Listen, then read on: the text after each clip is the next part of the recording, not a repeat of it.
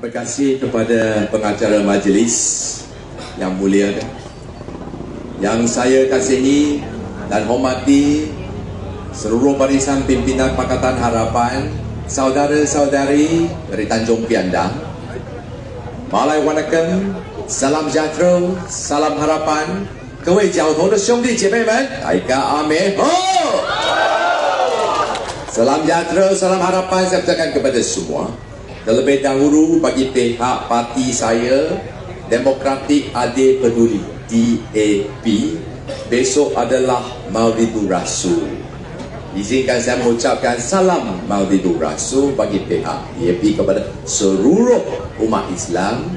Semoga dengan semangat amar ma'ruf nahi munkar, kita bersatu mencegah kemungkaran, kita lawan rasuah, hapuskan pemimpinan zalim. Saudara-saudari, malam ini kita berada di Himpunan Harapan Perak Bangkit, Melaka Bangkit, Kedah Bangkit. Kini giliran Perak Bangkit. Lawan, tetap lawan, lawan sampai. Saudara-saudari sekalian, masalah utama negara kita bukan kaum, bukan agama. Masalah utama kita rasuah. Kerana rasuah, jalan kita berlubang.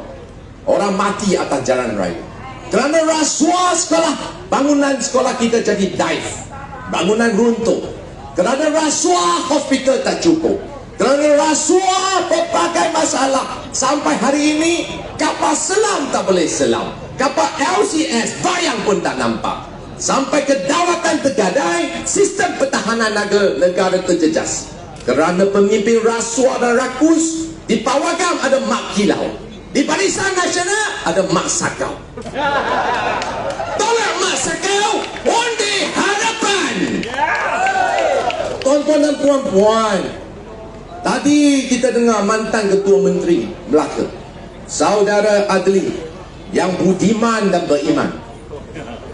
Beliau dah katakan sebenarnya memang rakyat Malaysia dipecah belahkan kerana sikap asabiah oleh parti penunggang PAS. Hari-hari main bersentimen agama. UMNO pula mainkan racun perkauman. Dua-dua ini sebenarnya racun yang berbisa. Ini bukan madu tapi racun. Oleh kerana racun ini, sikap asabiah yang hanya wujud di zaman jahiliah ini telah bermaharajalela. Sampai rakyat berpecah belah, kita tak dapat bersatu padu. Saudara-saudari, kini sudah cukuplah. Inilah masa yang kita bangkit bersama bagi parti harapan, bagi kita, anak Melayu, anak kita, anak Cina, anak kita, anak India, anak kita, anak Kazakhstan, anak kita, anak Dusun, anak kita. Kerana kita semua adalah anak Malaysia. Saudara-saudari, cukuplah. Hari-hari main kaum, hari-hari main agama, akhirnya pemimpin yang rasuah, mereka hidup mewah, rakyat bawah semakin hari semakin susah. Semalam kita dibentangkan dengan bajet kononnya yang paling berjiwa rakyat. Gula ditabur merata tumpah. Tapi gula makan banyak dapat kencing manis tu. Bajet yang ada ini saya tak berani kata dia bajet ciput. Tapi ini semalam saya baru lawat Institut Jantung Negara. Doktor pakar nasihat kepada saya, jika kamu ini tekanan darah tinggi, kolesterol tinggi, satu lagi gula darah tinggi, maka tak lamalah tempat kamu next station Batu Nisan. Itu jika tekanan darah tinggi, kolesterol tinggi, itu gula darah tinggi, memanglah tiga tinggi. Semalam punya bajet sama juga. Apa dia tinggi? Semalam punya bajet belanjawan 2023. Apa dia tinggi? Hutang tinggi, defisit tinggi, kos belanja tinggi. Kerajaan tak ada duit. Cara dia uruskan kewangan negara, tahu macam mana? Dia angkat hutang lama, bayar hutang baru. Korek lubang lama, baru isi balik lubang lama. Tapi cara macam ini tak lama lagi lah kita akan muflis. Kita dah tengok sekarang ini, tak pernah dalam sejarah negara kita ringgit jatuh sampai tahap hari ini. Satu ringgit tukar US dollar 450. Dulu keadaan 465, bukan 450. RM4.65 hanya boleh tukar 1 US dollar. Tak pernah berlaku. Waktu dulu tahun 1997, krisis kewangan Asia Tenggara, keadaan pun tak seteruk hari ini. Ringgit kita tiap-tiap hari orang Hokkien cakap lausai. Jirik bilik. Tiap-tiap turun, tak pernah naik lagi. Harga barang naik gila. Hutang negara menggunung. Dan akhirnya Menteri Kewangan cakap semua beres, tak ada masalah.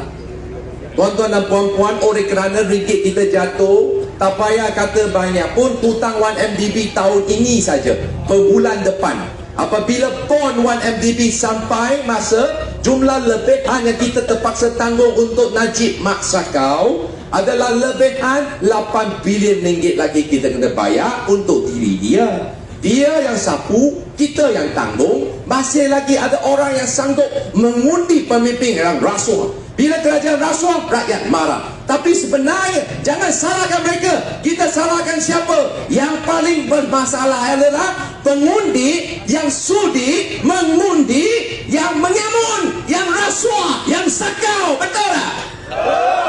Wayang Pilamli pun dah kata lah, muka dia penyamun, rupanya penyamun. Apa pula kau tahu dia penyamun? Dia pun nak undi, dia buat apa? Betul tak? UMNO BN ni siapa tak tahu dia Mak Sakau. Sekarang ni dia dah kononnya lah bersama dengan PAS. Kedua-duanya apa yang mereka buat? Satu kerajaan gagal, satu lagi kerajaan yang tak ada hala tuju.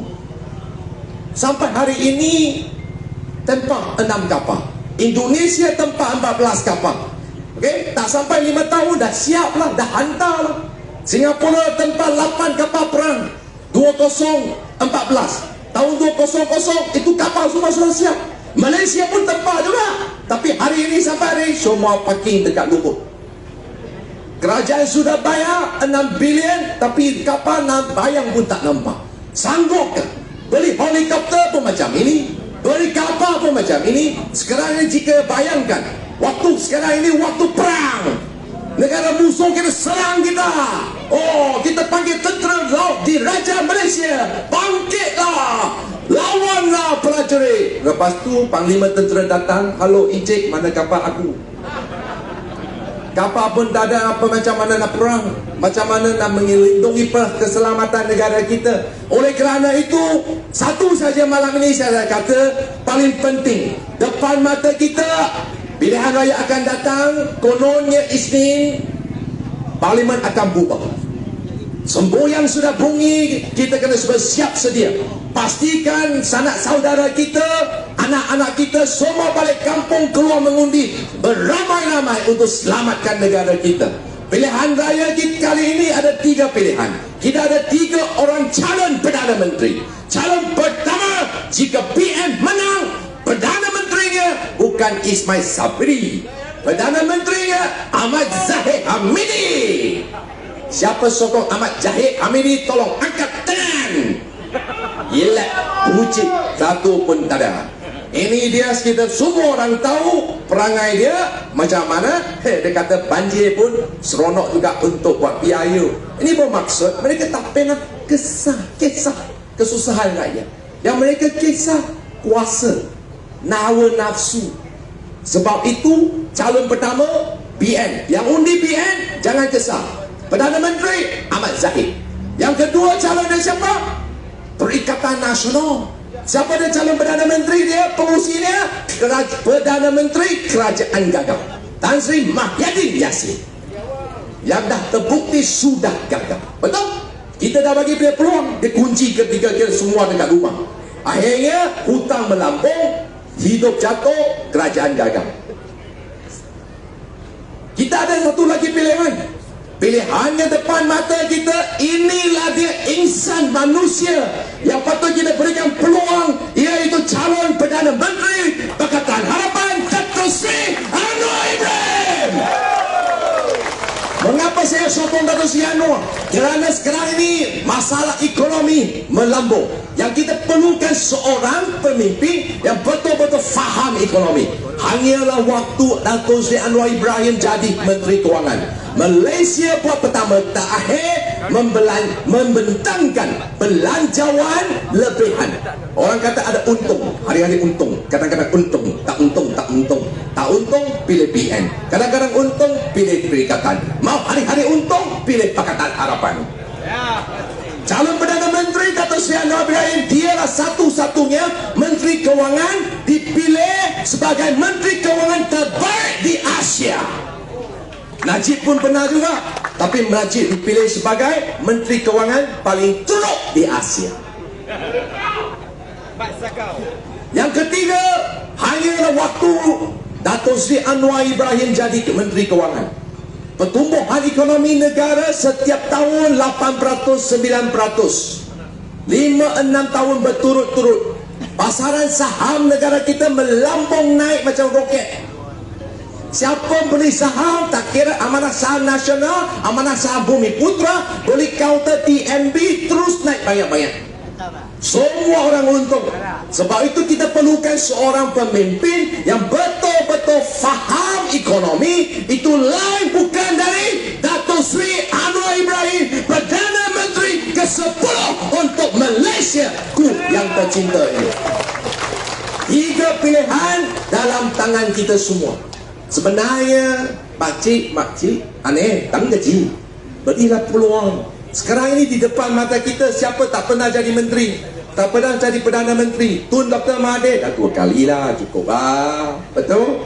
Tan Sri Muhyiddin pun dah jadi Perdana Menteri, Ismail Sabri pun dah jadi Perdana Menteri. Seorang pemimpin saja belum diberikan peluang. Marilah kita berikan peluang untuk Dato' Sri Anwar untuk buktikan kemampuan dia. Jangan bagi dia 22 bulan, bagi dia 5 tahun genap untuk buktikan kemampuan harapan membawa perubahan untuk Malaysia ku yang tercinta ini. Saudara-saudari, masa kesuntukan, marilah kita inilah masa yang kita membuka lembaran sejarah baru. Pastikan kita tolak politik perkauman, tolak racun penunggang agama. Kita memerlukan sebuah kerajaan baru yang berintegriti, tulus, cekap dan pandai mentadbir. Itu adalah Pakatan Harapan. Malaysia bangkit, harapan bersama. Sekian, terima kasih. Sia-sia. Landry Malaka.